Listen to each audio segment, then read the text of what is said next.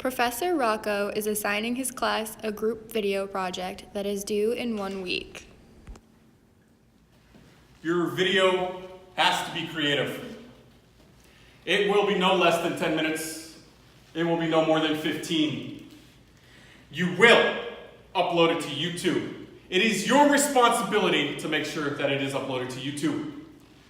If we cannot watch it in class, you will receive a 0.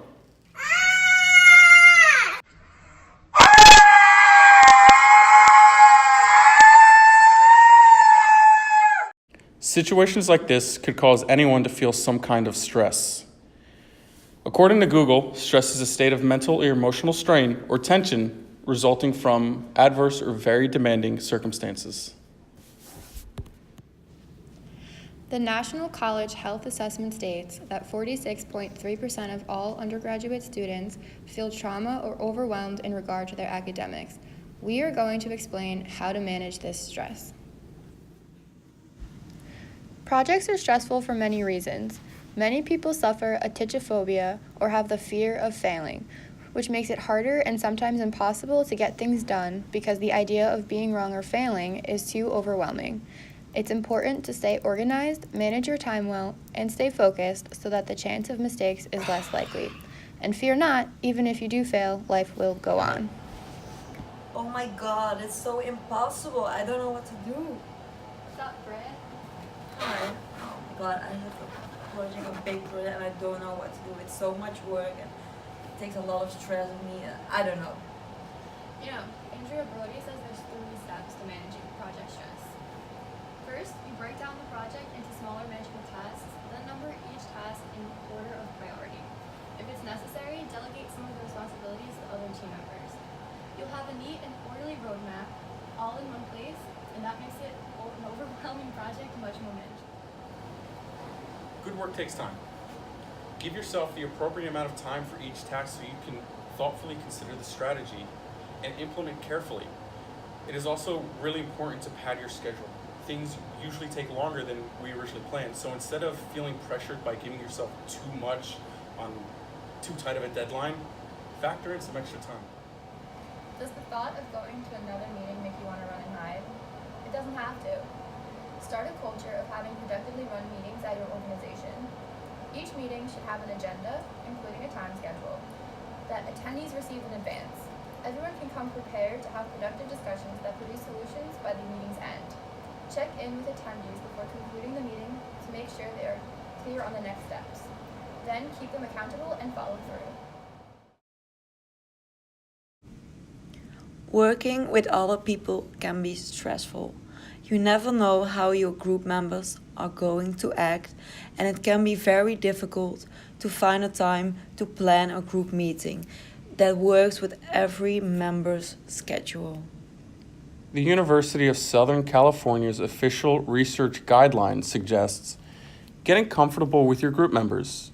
Introduce yourself, give a little background of who you are, exchange emails and or phone numbers, and just joke around. Nominate someone as a group leader or scheduler. Discuss what the project is assigning and get an idea of what every member thinks is the best way to complete each task. Work together to break the project up into smaller separate tasks. Assign due dates for each of the smaller parts and make sure that the work is equally distributed amongst every member of your group.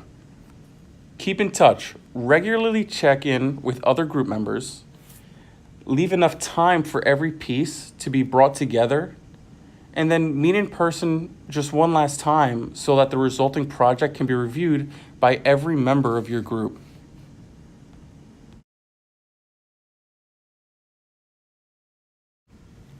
There are 6 strategies the American Psychological Association recommend to help relieve stress. One of those being smile and to laugh often. Secondly, eat a balanced and nutritious diet. Third, practice meditation and breathing exercises daily. 4. Get social support from friends. Fifth, exercise for at least 30 minutes every day. and of course get a good night's sleep.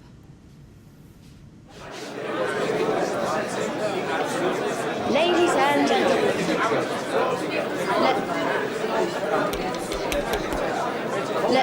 ladies and Oi! Oi! Sorry, the mic's not working. Ladies and gentlemen, welcome to the launch of Kafka's Motorbike, the greatest book of our time.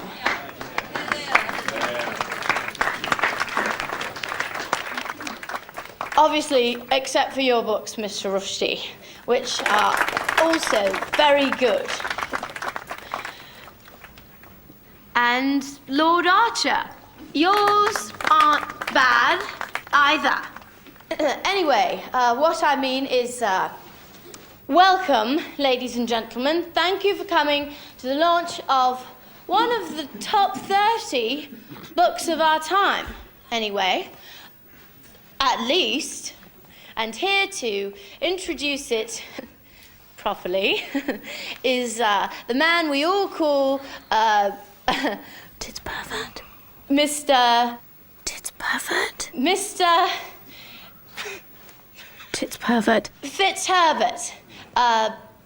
Because that is his name. Mr. Fitzherbert, thank you.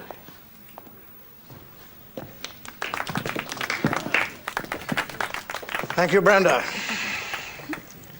Just switch this on.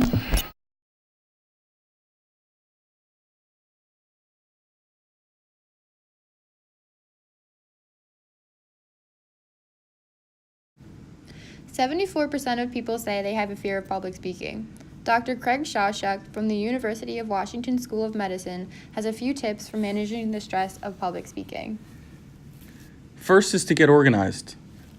Get organized ahead of time. Carefully plan out the information you want to present, including any props, audio, or visual aids. The more organized you are, the less nervous you'll be. Use an outline on a small card to stay on track. If possible, visit the place where you'll be speaking and review available equipment before your presentation. Second, practice and then practice some more.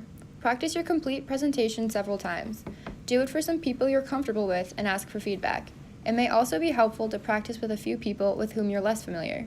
Consider making a video of your presentation so you can watch it and see opportunities for improvement. Then you have to visualize your success. Imagine that your presentation will go well. Positive thinking can help decrease some of your negativity about your social performance and relieve some anxiety. Don't be afraid of the silence. If you lose track of what you're saying or start to feel nervous and your mind goes blank, it may seem like you've been silent or for eternity. In reality, it's probably only been a few seconds.